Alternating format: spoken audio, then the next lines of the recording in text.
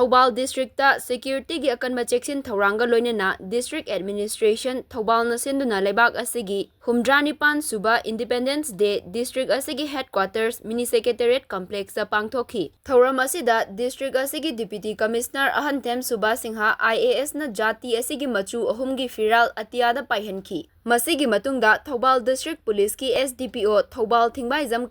Singh MPS na Parade Commander oina luchingba March Path Contingent Singh salami Deputy Commissioner na okkhi Thourm aduga mari leinana miyamda piba warolda Deputy Commissioner na Thoubal District asida District Administration na jila asida paikhatliba tongan ba thourangi matangda sandokna khangankhi Thourm loisilakpada Thourmga mari leinana pangthokpa March Path ta makok mathang takraba Contingent Singh Cultural Troops amasung District asigi tongan ba bivakta thabak tauriba mathau masak khangba karmachari singdasu mana mathum amasung appreciation certificate piduna ikai khumnakhi SP Thoubal Rakesh Balwal SDOs SDCs additional ASPs SDPOs inspectors amadi district level officers singsu Thourm aduda saruk yakhi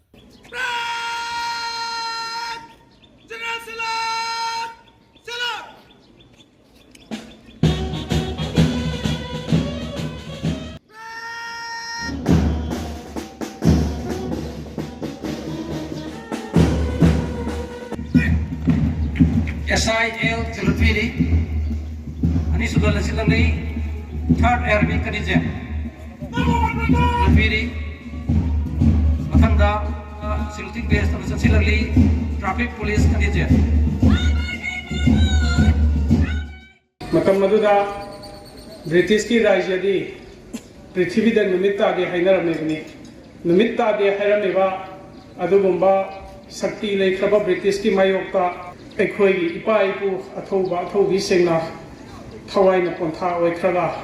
Ngasigi ekhoi ning tamba Leibak ama ene hingba ngamli bani masak khangba masung masak khangdaba adugumba Leibak ki ning tamna bagi damakta thawai na pontha oi khaba singdubu ekhoi na amukang ning singlaga makhoi bo ekhoi na shraddhanjali katsi amasung makhoi bu ning singaga ekhoi khurum jasi karidagi makhoi na India se panba ngamdibno hairagadi Bharat macha singna united oihodaba amaga yengthinaba ningthau masa masen khanaraga lam masen khanaraga British ki mateng lawruba mayamduna makhoi ki changjap phumam kirakaga aikhoi gi keno ina karbar tawgiba lakpa kanguduna lengang mapu oirakhibani haibasi aikhoi na amuhan ningsinggadabani masina takpadi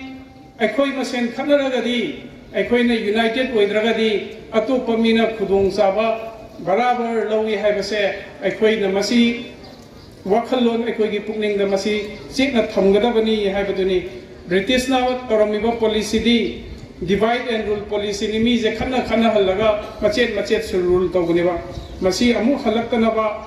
Aikoina Angan waiting at the Tamakpa United we stand, divided we fall Habado Aikoi Ningsing.